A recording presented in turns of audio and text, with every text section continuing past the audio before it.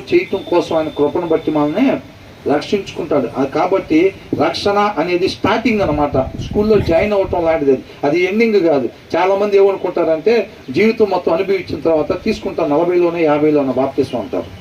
ఏంటంట ఇప్పుడు యూత్గా బ్రదర్ ఇప్పుడు ఎట్లా తీసుకుంటాం?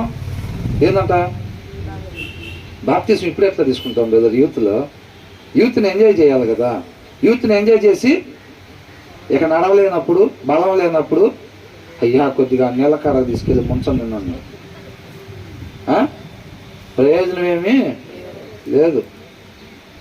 బిఎల్ మోడీ గారు తెలుసా? మిషనరీ, గొప్ప మిషనరీ. ఆయన ఒక పెద్ద పేరున్న సినిమా యాక్టర్ దగ్గరికి వెళ్ళి సువార్త దేవుడి కృపను బట్టి ప్రేరేపిస్తే వెళ్ళి సువార్త చేస్తే మీలాంటి వాళ్ళకి అవసరం లే కానీ, మీ వయసు వాళ్ళకి అవసరం లే కానీ, నేను గొప్ప పేరున్నదాన్ని నా అపాయింట్మెంట్ కోసం ఎదురు చూస్తూ ఉంటారు జనాలు, అట్లాంటి నా దగ్గరికి వచ్చి ఇప్పుడు రక్షణ పొందుకోమన్నారు, ఇప్పుడు బాప్తిస్మం తీసుకోమంటున్నారా అని చెప్పారు.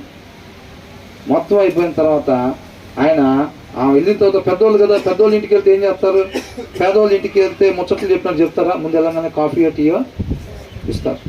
అప్పుడు ఆయన కాఫీ తాగుతుంటే ఆ మాట ఎప్పుడైతే ఆమెనిందో ఈయన సగం కాఫీ తాగినాడు, ఇగో మా మిగతా నువ్వు తాగన్నాడంట. మిగతా నువ్వు తాగనంగా నాకు ఎంత కోపం వచ్చి ఉంటుంది అసలు. వాట్ నాన్ సెన్స్ అసలు. నువ్వు సగం తాగిన కాఫీ నేను తాగటం ఏంటి? నేనేంటి? నా స్టేటస్ ఏంటి? నా హోదా ఏంటి అసలు అని అంటే దేవుడు కూడా నీ పట్ల అలాగే అనుకుంటాడమ్మా.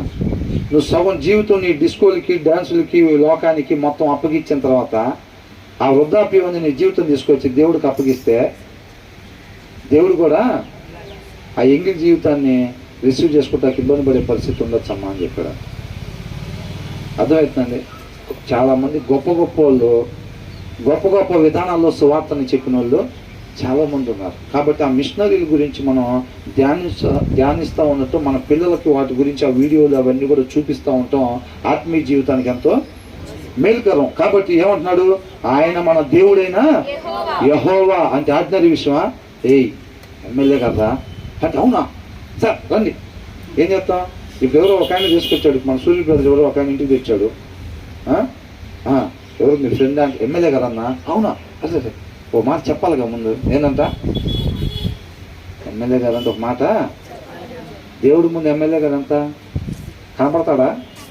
ఇప్పుడు ఆ మట్టిలో ఇసుకరేను మనకు సరిగ్గా కనపడిద్దా పర్టికులర్గా? అంతే. అవునా? అని చాలామంది తెలుసుకోరు అట్లాగా. ఏముందండి మనలో ఒకడేగా దేవుడు. ఏంటంట ఇలా దేవుడికి ఇచ్చే ప్రాధాన్యత చూస్తే ఎలా ఉంటుందంట? మనలో ఒకడేగా అనుకుంటాడు. అవసరమైనప్పుడేగా